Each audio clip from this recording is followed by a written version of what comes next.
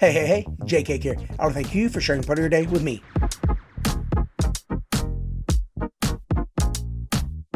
Ladies and gentlemen, we have 3 teams left to talk about, and there are 30 teams in 30 days, and you know what that means. 3 days away from opening day. I am pumped, and I'm ready, but first we have to get through these last 3 teams. Tonight we're going to be heading out to the desert, talking about the Arizona Diamondbacks.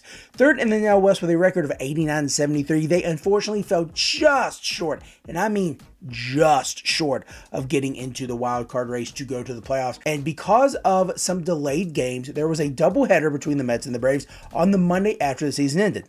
The Diamondbacks needed one of those teams to win both games.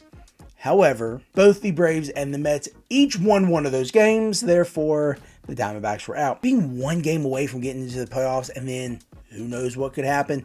I can just imagine the players thinking back to those long days or those cold nights where they just wanted to get the game over with and settled for a loss, or didn't put forth their best effort because we're so tired, or again because we're hungry, just because we want this game to be over. But I don't want to keep talking about the negative. I'm sure the players went through every single play of their season and thought to themselves they could have done more. But let's get to the guys who actually did enough for their team to be team leaders, including Eugenio Suarez, who led the team in RBIs, doubles, and strikeouts, whereas Mr. Corbin Carroll led the team in at-bats, runs, triples, walks, and stolen bases. And then Ketel Marte led the team in everything else: home runs, total bases, and all the percentages. This team absolutely started off rock bottom. These are the types of times that the players are probably thinking back to. Before the All-Star break, Corbin Carroll had 5 home runs, was batting .212, and had an OPS less than .650. Eugenio Suarez was batting .216 and had struck out 106 times. However, after the All-Star break, they went wild. Corbin Carroll had a 900 plus OPS with 17 home runs, batting .258, and Eugenio Suarez cut his strikeouts down to 70, had an even higher OPS at 942, and was hitting .307. On the other hand, Christian Walker had a pretty decent start to the season, but fell off after the All-Star break. Before the Midsummer Classic, he was batting .264, had 22 home runs, 66 RBIs, and an 800 plus OPS. After the All-Star game, Christian Walker only hit 4 home runs, had 18 RBIs, had a sub-700 OPS. All 3 of these guys, Corbin Carroll, Christian Walker, and Eugenio Suarez, all played pivotal roles getting this Diamondbacks team to the point where they were, but they just fell short, and I'm sure they're kicking themselves thinking they were probably part of the reason why they did not win that 1 extra game. After a very disappointing 2023, Jake McCarthy stole his way back to the majors in 24. He was able to steal 25 bases, have 56 RBIs, and bat .285 while still only hitting 8 home runs. He put up about the same production he did in 2023 as he did in 2022. However, it took him 40 more games. If he continues his high-level play and continues to get on base and put himself in scoring position with stolen bases, he is absolutely going to make sure there is no way Alek Thomas steals his spot in the outfield this upcoming year. Another young guy who had a very promising rookie year and then followed up with a very disappointing year was 25-year-old catcher Gabriel Moreno. Moreno is in the top 85th percentile for caught stealing, having only 34 attempts on him last year, being able to catch 10 of them, and he is also in the top 90% when it comes to that pop time. So again, he's doing work behind the plate.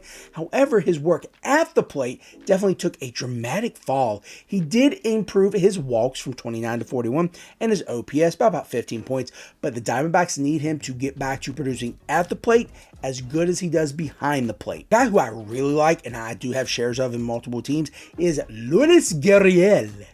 Luis Gurriel absolutely had fluctuating stats last year. He actually had more good contact, but he had less counting stats. He had more hits, but he had less round trippers. He's absolutely going to have to step up in all categories, as they did lose some big boppers, including Mr. Christian Walker, and he's going to have more home runs. He's going to have to be able to be a leader in the outfield along with Corbin Carroll. As we get to the pitching, this is also a unit that has to step up, especially with some of the new guys they have in this rotation. They are able to give all attributes to Mr. Brandon Pfaff, who is a future ace of the team, except for wins. That was Zach Gallen. Holds went to Ryan Thompson, and saves went to Paul Sewald. Get back to Brandon Pfaff. I absolutely think he's going to move himself up the middle of the pack to the top, being the ace of this team. Maybe not while Corbin Burnes is there, but eventually. He absolutely improved on his 2023 numbers, as he went from 3 quality starts to 13 quality starts. He also almost tripled his number of wins. He did lose more, but he also started more games. Along with Brandon Pfaff, Ryan Nelson also improved on his numbers. He was only one of 3 guys in that rotation to have 12 or more quality starts, and have 10 or more wins on the season. He also improved his strikeouts by 30 and also decreased his walks by 12 in one less game started from 2023 to 2024. So again, lots of improvement, even given less time. Despite this big jump, he is still relegated because of how good this rotation is to the bullpen. Even though we just talked about the improvements Paft and Nelson made, they're in the same boat as Mr. Merrill Kelly, Eduardo Rodriguez, Jordan Montgomery, Tommy Henry, and Slade Ciccone, all having 4+ ERAs, and at the extreme end, 7+ ERA. That's not great. In fact, the only starting pitcher on the staff who had a sub-4 ERA was Zach Gallen, who had a 3.65. So it still wasn't great, but it was better than 4+ or 7+. Wow. Moving from a really good rotation with very unspectacular numbers, but still got the job done, to a very shaky bullpen who was not afraid to mix and match for holds and saves, we are absolutely going to be in for a heart attack pretty much every time these guys come on. Now, there were some guys that did better, but again, in 2024, you didn't know who was coming out. There were 10 guys that picked up at least one save, and then there were 3 guys who had double-digit holds, and then, of course, there were more that had holds here and there. But again, they mixed and matched. They had no concern about one guy being the man.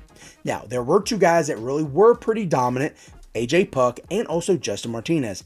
AJ Puck did have about a third of the numbers as Mr. Justin Martinez. That's because he was traded mid-season from the Marlins, and we all know how that was a super terrible idea to try to use him as a starter.